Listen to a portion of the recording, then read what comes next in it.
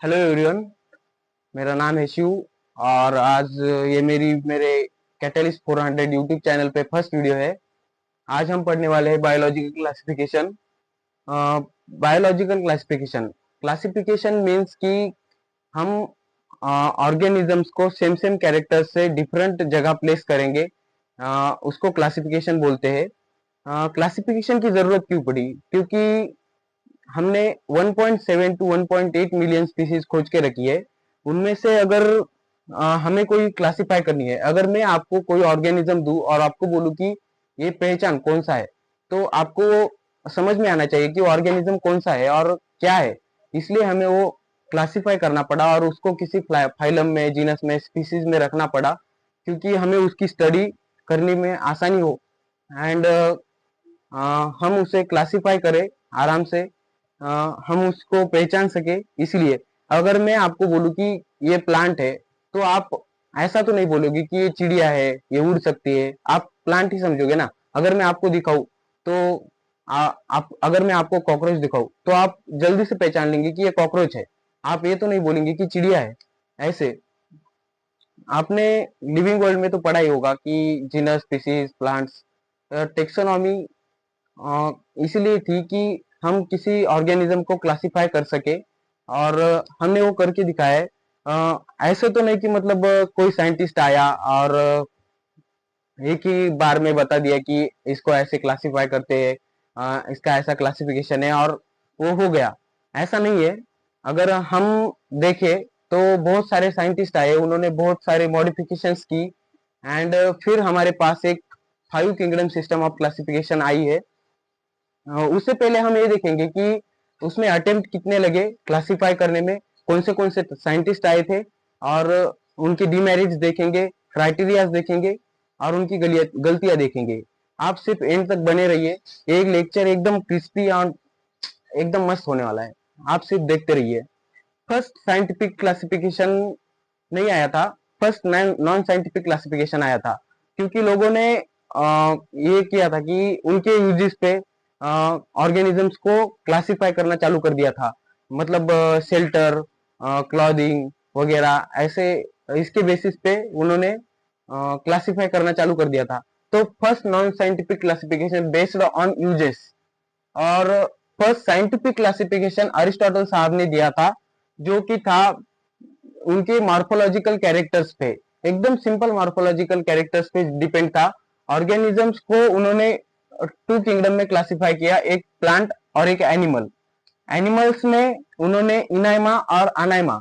इनाइमा means red blood cells present थे, हाँ red blood present था, और जिसमें रेड ब्लड एब्सेंट है उसको अनाइमा बोला। अनाइमा मीन्स ए, फिर ए मीन्स एब्सेंट।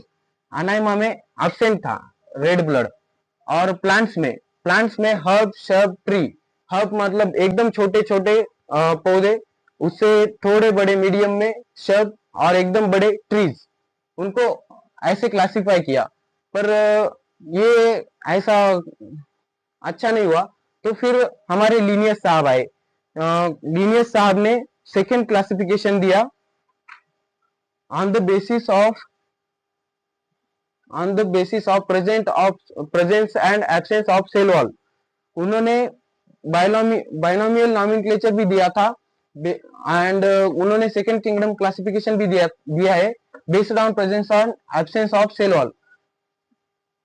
प्लांट्स में सेल वॉल प्रेजेंट है, एनिमल्स में सेल वॉल एब्सेंट है। तो उन्होंने क्या किया, bacteria, chrysophyte, dinoflagellates, fungi, animalia, algae, bryophyte, pteridophyte, gymnosperm, angiosperm, lichen, mycoplasma, इन सब को प्लांट्स में रख दिया, एंड एनिमल्स को protozoa, poriferans, annelids, arthropods, chordates and etc. ये एनिमेलिया तो बराबर था, इसमें सारे एनिमल्स आए, पर इन्होंने जो प्लांट्स में रखा था वो बैक्टीरिया था। बैक्टीरिया प्लांट्स में कैसे आ सकता है? वो तो एक ऑर्गेनिज्म है, लिविंग ऑर्गेनिज्म है, और वो खुद का खाना खुद नहीं बनाता। कुछ ऐसे है जो खाना बनाते हैं, फंजाई को उन्होंने इसमें रखा। लाइकन, माइकोप्लाज्मा तो नहीं रह सकती ना भाई उसमें। तो फिर उन्होंने ये गलतियां की। गलती क्या क्या हुई थी? प्रोकैरियोट एंड यूकैरियोट एक में रखे, यूनिसेलुलर, नॉन मल्टीसेलुलर एक में रखे, ऑटोट्रॉप हिट्रोट्रॉप्स एक में रखे, वो मतलब टुगेदर प्लेस किए थे उन्होंने, एंड लाइकन एंड माइकोप्लाज्मा इसमें रखे, इसलिए इनकी ये गलती हो गई। फिर थर्ड ऐसे ही क्लासिफिकेशन चलती रही, एंड बाद में उसमें मॉडिफिकेशंस होते रहे, एंड थर्ड किंगडम क्लासिफिकेशन दी थी हेकल साहब ने। हेकल साहब ने थर्ड किंगडम क्लासिफिकेशन में प्रोटिस्टा किंगडम क्लासिफाई किया था, एंड फोर्थ किंगडम क्लासिफिकेशन दी थी कोपलैंड साहब ने 1956 में, उन्होंने इसमें मोनेरा को क्लासिफाई किया था।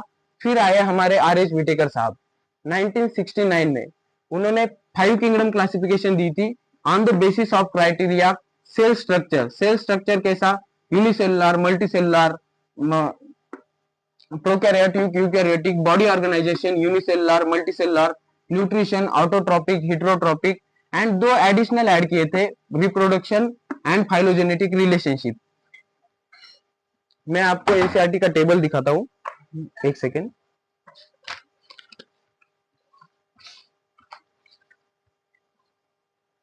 आप इसमें देख सकते हैं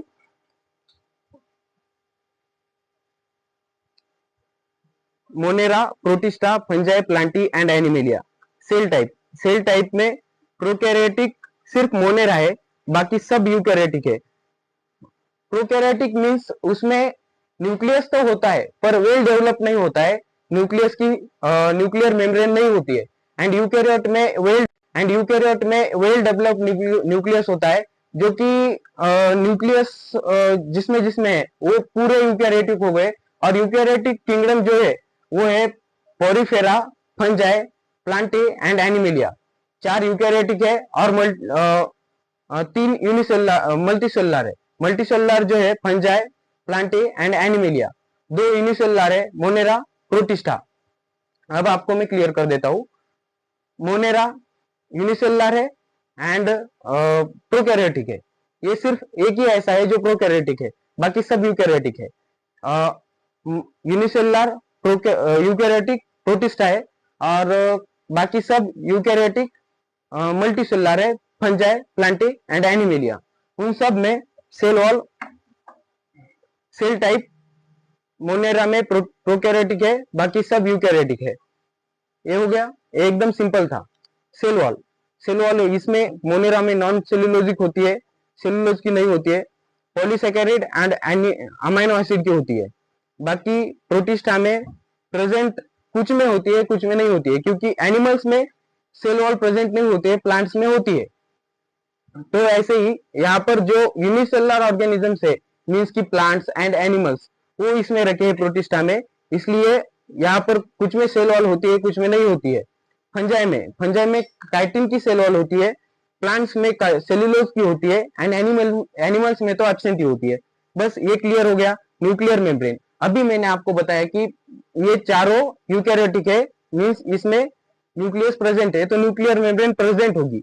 और ये प्रोकैरियोटिक है, इसमें न्यूक्लियस ही नहीं होता है वेल डेवलप, तो इसमें न्यूक्लियर मेम्ब्रेन आने का सवाल ही पैदा नहीं होता, तो एब्सेंट ही होगी।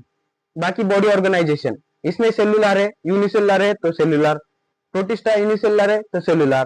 फंजाई में मल्टी सेलुलर होती है, आपने देखा होगा मतलब किसी गड़े सले खाने पे फंजाई आती है तो उसमें मल्टी सेलुलर होती है, लूज टिश्यू होता है, मतलब एकदम ऐसे पतले पतले जगह पे पड़ा हुआ। एंड प्लांट्स में टिश्यू होते हैं पर ऑर्गन्स नहीं होते, सेल से बने हुए टिश्यू, उससे प्लांट्स बनता है। एनिमल्स में टिश्यू होते हैं, ऑर्गन होते हैं, ऑर्गन सिस्टम होती है। ऑर्गन सिस्टम मींस की हमारे में सिस्टम है, वैसे ही प्लांट्स में नहीं होती पर एनिमल्स में होती है, तो ऑर्गन सिस्टम आई यहाँ पर।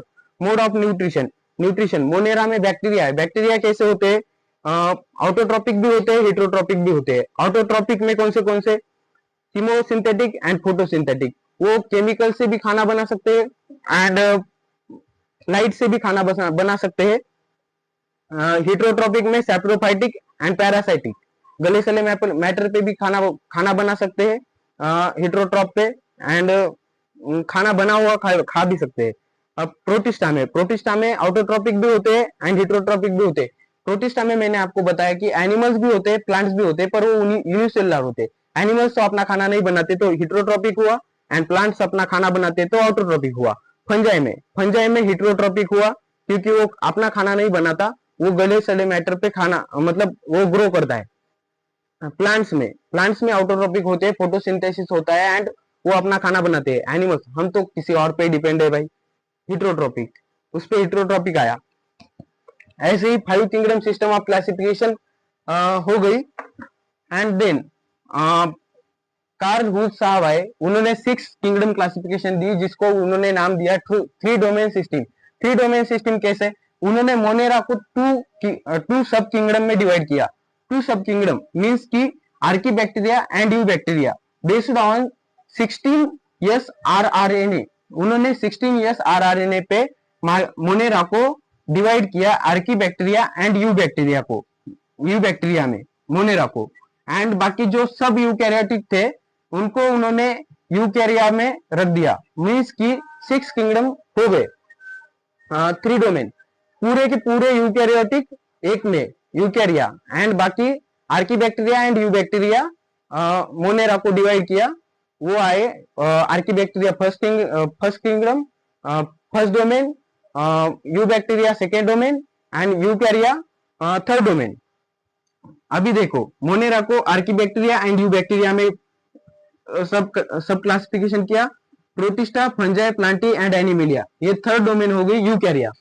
अभी यहाँ पर खत्म नहीं हुआ, अभी देखेंगे आगे क्या क्या होता है, हम तो देखने ही आए। अर्लियर प्लांट्स में क्लोरेला एंड क्लेमाडोमोनास थे, एंड एनिमल्स में अमीबा एंड पैरामीशियम थे। पहले हमने क्लोरेला को एंड क्लेमाडोमोनास को प्लांट्स में रखा था, एंड अमीबा एंड पैरामीशियम को हमने एनिमल्स में रखा था।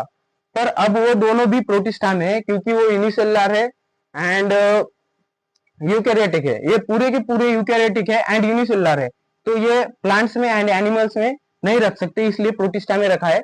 एंड आपने इन सब में एक बात नोटिस की होगी कि प्लांटे एंड एनिमिलिया जो लिनियस साहब ने दी थी, प्लांटे एंड एनिमिलिया, ये 2 किंगडम सब में क्लासिफिकेशन में कंटिन्यू है, कांस्टेंट है। तो इसके ऊपर क्वेश्चन भी आ सकता है कि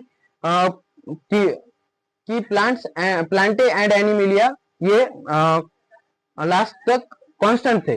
बस, थैंक यू। अगले लेक्चर में हम पढ़ेंगे मोनेरा, प्रोटिस्टा एंड फंजाई। बाकी प्लांट के लिए अलग से एक चैप्टर बना हुआ है, किंगडम प्लांटे, एंड एनिमल के लिए किंगडम एनिमिलिया, ये अलग से चैप्टर बना हुआ है।